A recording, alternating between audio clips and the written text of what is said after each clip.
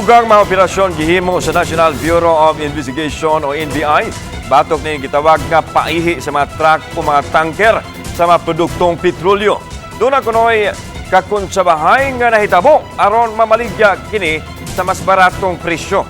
Ang live report ni Nico Sereno. Nick.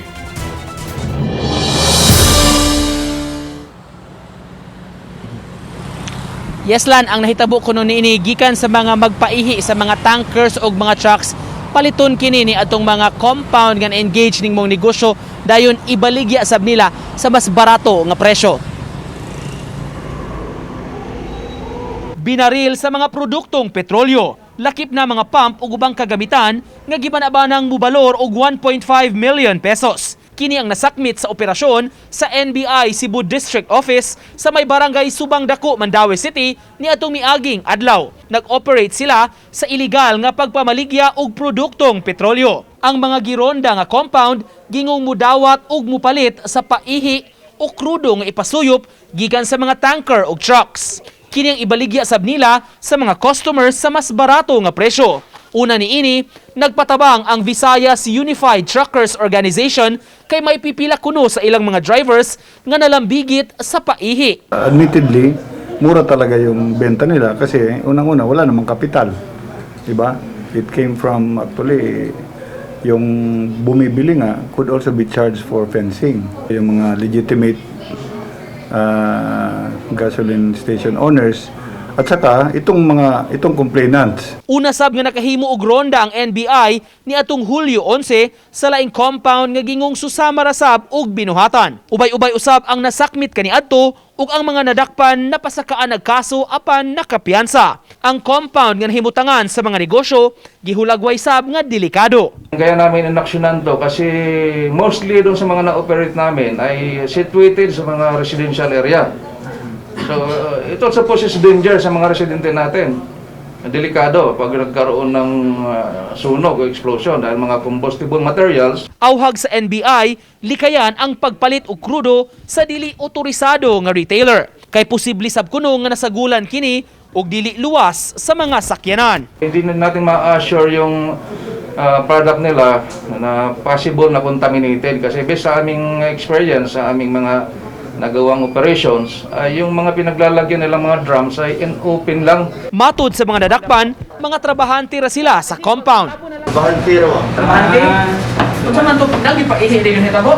Ang good. Sa nito ko ay mutikap yan. Ito dito. Oo. Nagpalit na namo. Oo. Wala may kabalo ko ng asal lagikan. Yan ko na sa mga mutikap. Parato eh. Sakto rin sa sir.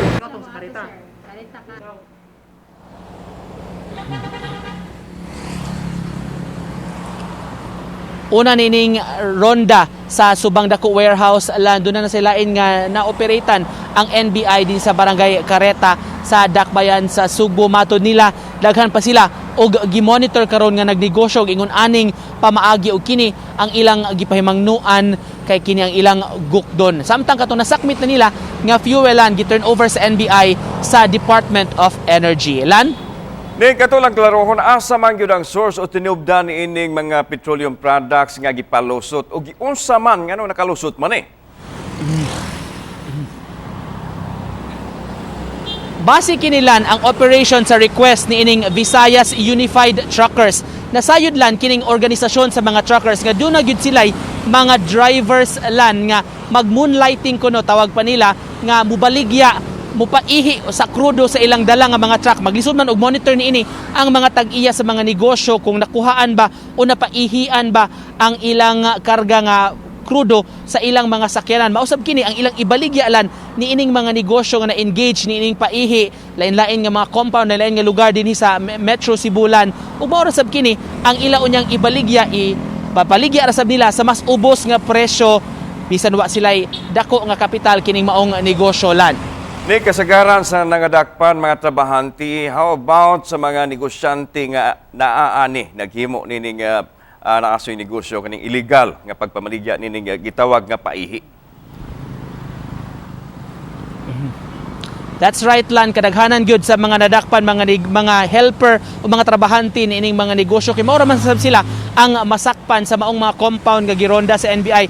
Doon hinoy previous nga operation pipila ka semana nakalabaylan sa Barangay Careta nga nadakpan nila ang usa sa matud patag iya sa maong negosyo apan base sa atong na report kasagaran itong mga nadakpan lan nakapiyansa ra sab ni sila kay gitugot man ang piyansa alang kanila ubos ni ining presidential decree nga balaod nga mo'y gisang at batok nining mga nadakpan lan. Okay, daghang salamat Nico Serino.